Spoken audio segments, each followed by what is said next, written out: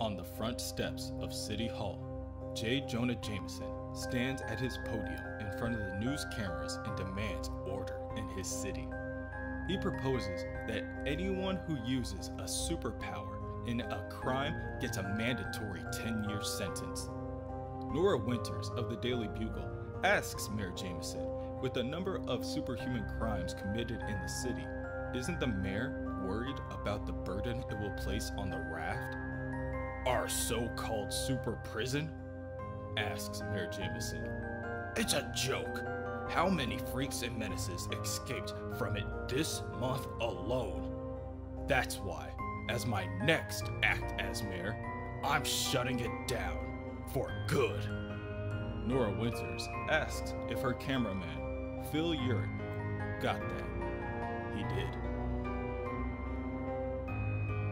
And if things weren't hard enough for him, for Phil Urich, being the new hobgoblin is starting to become more trouble than it's worth.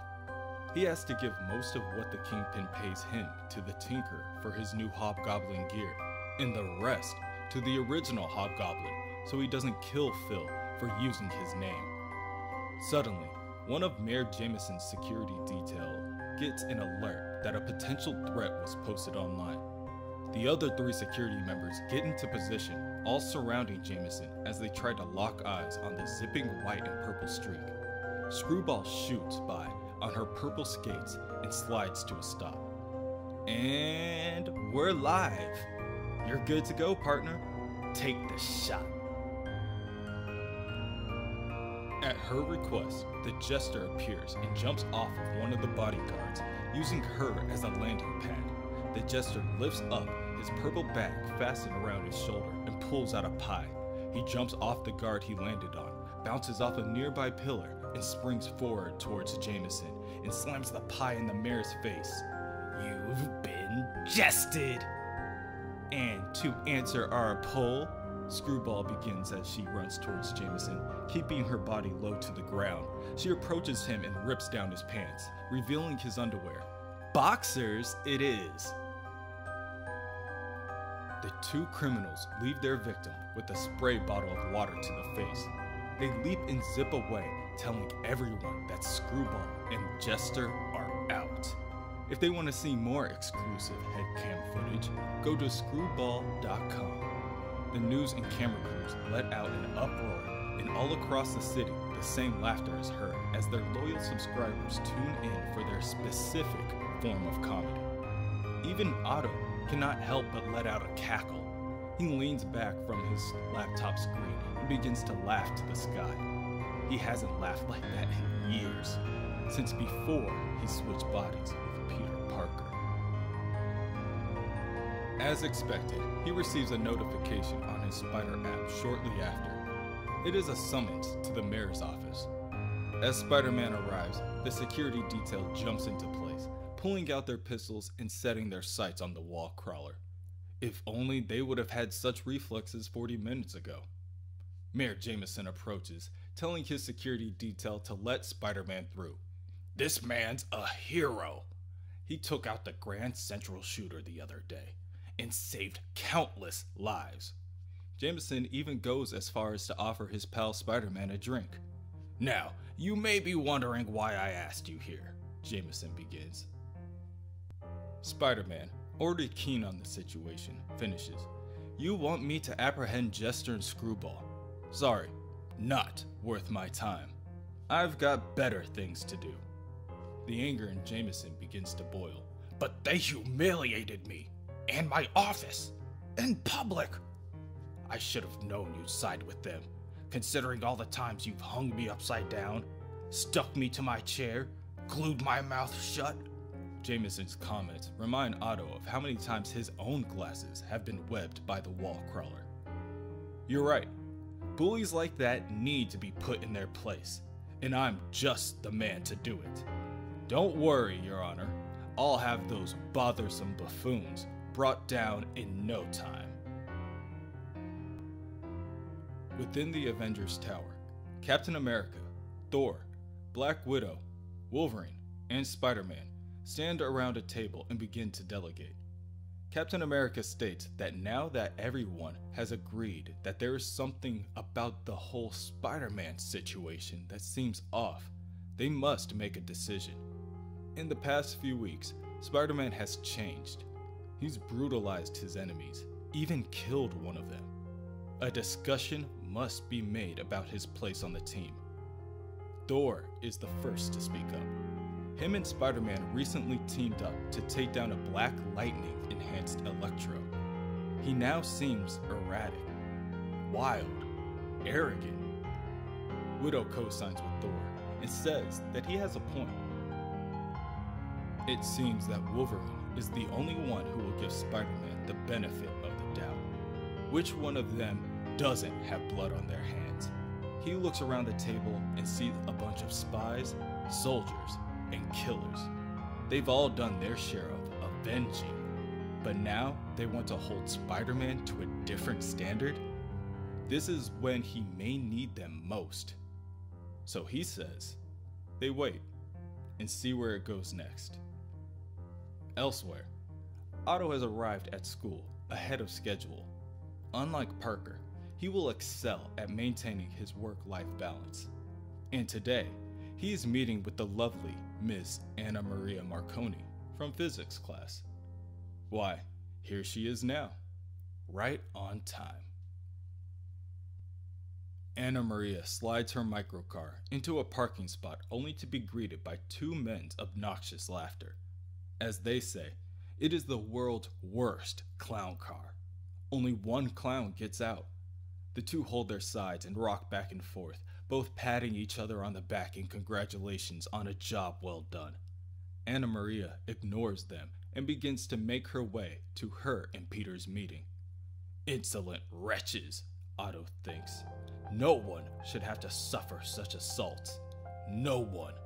Suddenly, within Otto's subconscious, Peter gets dragged to a memory of Otto enduring the same kind of ridicule and torture. That day, he vowed to make his bullies pay. To make them all pay. Once Otto catches up to Anna, he tells her that he can go back and teach those two men a lesson if she needs him to, but she rejects the offer, saying that in every way that matters, she's bigger than that. But now, for the real reason she asked Peter to join her that morning. To get a second chance to make a first impression with Dr. Lamaze. We're meeting him for coffee. Play nice. Unbelievable, Otto thinks. The one man standing between him and Peter Parker's doctorate is Don the Snoz Lamaze. Oh, what fresh hell is this? Otto is starting to understand the real reason Parker donned his tights. So he could take all of his frustrations out on other costumed freaks. What Otto wouldn't give for some now. Elsewhere, Screwball and the Jester make their way through the city. Their newest Jameson Pie video was an instant success. Best one yet. The Jester wouldn't believe how many likes they've already gotten. All the while, Screwball has her programs fishing through their accounts, grabbing all the viewers' passwords and credit card info. They're going to be rich, and there's no way anyone can track it back to them. Screwball has got every angle covered. Back at Empire State University, Lamaze sips on his coffee as he begins. My star pupil, Miss Marconi, tells me you've settled on a subject for your thesis? Yes, Otto responds. Neuroactivated cybernetics. Ah, yes, an interesting subject. One of my specialties, actually. Really? Otto thinks. The brainless oaf couldn't even spell it back in their freshman year. Suddenly, Otto's patrol app goes off, notifying him that the Jester and Screwball have been located. Otto quickly rises to his feet and excuses himself. He doesn't have time for this right now. He will have to apologize to Anna Maria later. What a remarkable woman, he thinks. When Otto sees Anna's two bullies from earlier, he decides that maybe he does have time for one extra thing. Screwball and the Jester sit atop of a city building and scope out their next potential target. They have some pretty high traffic on their website, but their servers can take another hit. How about that guy? The Jester proposes. Too old. We'd come off like jerks. Her? Too ethnic. It'd look all racisty. Gotcha. We want someone who's really got it coming to him. That is when Spider-Man swings over to the two of them, telling the two that they are both under arrest. Spider-Man. Perfect. We're going live. Spider-Man lands in front of the Jester and throws a right hook that the Jester easily avoids. This is your last warning. Stand down, if not, I will be forced to thrash you. Spider-Man then attempts to land a jab on Screwball and misses that as well. He cracks the building with his fist. Thrash me? Screwball asks. Are you for real? Come on, Spidey, where are the quips? All the one-liners. Spider-Man finally gets the upper hand and hits Screwball with an uppercut to the stomach. Perhaps, woman, I finally wised up and realized this is not a game. Ow! Screwball says as she falls to the ground. You totally punched me in the boob. You see that? She asks to the camera. Miss, I assure you, I had no intention of... Spider-Man is interrupted mid-sentence with a cheap shot to the groin. The Jester was afforded a small window of opportunity that he capitalized on completely. Here's one for the cheap seats, he says as he uses his slingshot to land a critical hit on the spider. Every viewer around the city and the world begin to erupt with laughter. Can't believe you, Spider-Man begins. Honestly, even Screwball wasn't crazy about her partner's attack. But the Jester tells her, it's the internet, kid. There's no points for subtle. Balloons? Balloons. As the two criminals begin to lunge balloons filled with the sticky paint at Spider-Man, one explodes and covers his lenses completely. No, he thinks, not his glasses again. Spider-Man rips off his mask and lenses, and when he can finally lay his eyes on his foes again, he doesn't see them preparing to fight. He just sees them laughing. Are you catching this? The Jester asks. We made poor old Webhead lose his little bug eyes. The anger within Otto begins to boil. At Empire State, Anna places a call out to Peter for an explanation. He owes her one hell of an explanation. What on earth is so important that he had to run off like that?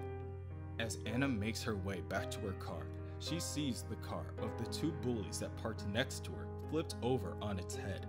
The glass in the windshield is crushed and compressing itself even more under the weight of the inverted vehicle. From within the car, two voices call out for help. They can't move and they're stuck. Oh my god, they're in the trunk, Anna announces. Don't worry, we'll get you out of there. 911, this is an emergency. Please hurry. Dear Lord, who would do such a thing? Back on the rooftop, Spider-Man jumps to the side and whips out two webs to grab his opponent. Here, he bellows. You find it funny to humiliate people? Is that it? He wraps up the Jester in his webs and uses him as a wrecking ball as he spins a full 360 degrees and collides the Jester's body with Screwball's. Let me show you what I find amusing. How is this for broad physical comedy? Not so funny now when it's at your expense, is it? Jester and Screwball roll to the opposite side of the building, and Spider-Man jumps closer to bridge the gap. When he does, he brings out his claws at his fingertips and slashes at the two. You're not laughing now, are you? You heard me. If this is so damn funny, laugh! Come on, clown, laugh this off. Screwball lets out a shriek in pain, and all across New York, The people closest to Peter watch. Mayor Jameson cheers Spider-Man on. "That will show the crooks." Mary Jane cannot believe her eyes. This isn't the Peter she knows, and Captain America and Wolverine finally decide that it's time to take Spider-Man in. Otto continues to claw at his opponents over and over again, blood now dripping from their bodies and his fingertips. "Well, this is your last chance. What do you have to say for yourselves?" "Wow," Screwball stutters, spitting out blood as she speaks. I guess someone can't take a joke." The memory of Peter Parker gets summoned to the surface. "Doc, what's going on up here? Your brain's lit up like a Christmas tree. I was getting dragged into a million memories of..." "My God, Otto, what have you done?"